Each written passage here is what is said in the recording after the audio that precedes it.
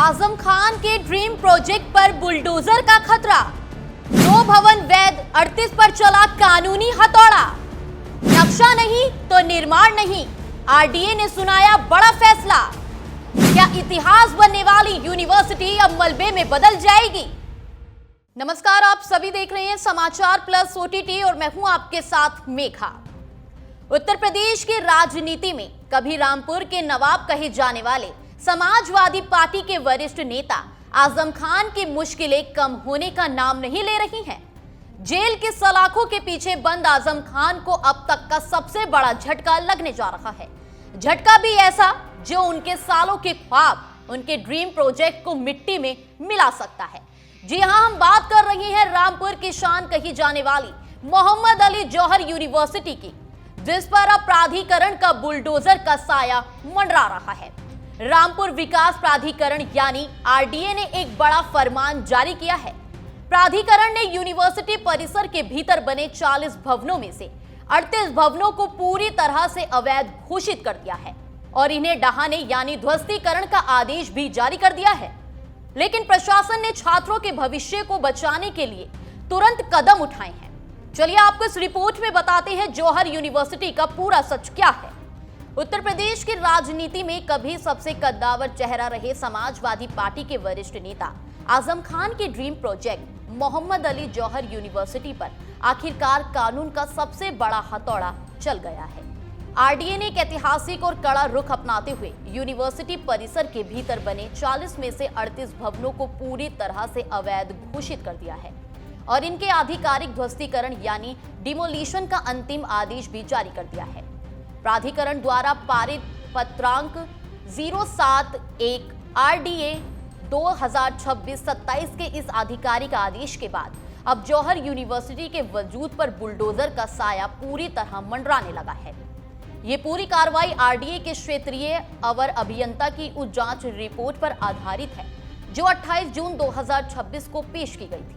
इसके तुरंत बाद एक्शन में आए प्राधिकरण ने 28 जून को नोटिस और 29 जून 2026 को पत्र जारी कर सचिव मौलाना अली जौहर ट्रस्ट और रजिस्ट्रार जौहर अली विश्वविद्यालय को अपना पक्ष रखने का मौका दिया था।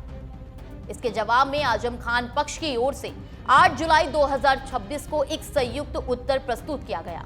मामले की अंतिम व्यक्तिगत सुनवाई 15 जुलाई 2026 को हुई, जिसमें यूनिवर्सिटी की ओर से डिप्टी रजिस्ट्रार डॉक्टर नूर उस सलाम और अधिवक्ता नासिर सुल्तान ने आरडीए के सामने दलीलें पेश की।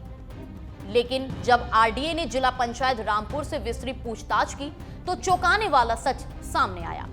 करोड़ों की लागत से तैयार हुए इस विशाल परिसर के 40 भवनों में से केवल 2 भवनों मेडिकल कॉलेज भवन 23,112.66 वर्ग मीटर और अकेडमी ब्लॉक 94,96.66 वर्ग मीटर के ही मैप जिला पंचायत से स्वीकृत थे। बाकी के बचे सभी 38 भवनों का कोई भी लेआउट या नक्शा पास नहीं कराया गया था। सुनवाई के दौरान आजम खान पक्ष ने ये दलील देकर बचने की कोशिश की कि ग्राम सिंगनखेड़ा, जहां ये यूनिवर्सिटी स्थित है, वह 27 सितंबर 2024 को ही आरडीए के विकास क्षेत्र में शामिल हुआ है, जबकि इन भवनों का निर्माण उससे बहुत पहले ही हो चुका था, जिसकी लागत पूर्व की एक कमेटी ने 147.20 करोड़ रुपए आंकी थी। हालांकि रामपुर विकास प्राधिकरण ने इन तमाम तर्कों को सिरे से खारिज कर दिया है। आरडीए ने विधिक स्थिति स्पष्ट करते हुए कहा कि उत्तर प्रदेश नगर नियोजन एवं विकास अधिनियम 1973 की धारा 59(1) के तहत किसी भी क्षेत्र के विकास प्राधिकरण में शामिल होने से पहले किए गए अवैध निर्माणों के खिलाफ भी कार्रवाई करने का पूरा अधिकार प्राधिकरण के पास सुरक्षित है, बशर्ते पूर्व में किसी सक्षम निकाय से उसकी प्रशासनिक स्वीकृति न ली गई हो। आरडीए ने 2 टूक शब्दों में कहा कि प्रतिवादीगण ने खुद 2 भवनों के नक्शे जिला पंचायत से स्वीकृत कराए थे। ये साफ साबित करता है कि उन्हें नियमों और प्रक्रियाओं की पूरी जानकारी थी। इसके अलावा जिला पंचायत अधिनियम 1961 और 2012 की उप विधियों के तहत ग्रामीण क्षेत्रों में भी किसी भी प्रकार के निर्माण के लिए मानचित्र की स्वीकृति लेना कानूनी रूप से अनिवार्य था। प्राधिकरण ने आजम खान पक्ष पर तथ्यों और विधिक प्रावधानों को जानबूझकर छिपाने का गंभीर आरोप भी लगाया है। उत्तर प्रदेश नगर नियोजन अधिनियम की धारा 14 के तहत बिना किसी सक्षम स्वीकृति के किया गया ये भारी भरकम निर्माण पूरी तरह से अवैध है।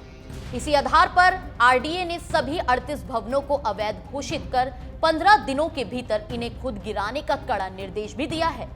आदेश में साफ कहा गया है कि यदि तय समय सीमा में इन इमारतों को नहीं हटाया गया तो प्रशासन खुद बुलडोजर चलाकर इन्हें जमींदोज कर देगा और इस पूरी कार्रवाई में आने वाला भारी भरकम खर्च भी प्रतिवादी गण से ही वसूला जाएगा।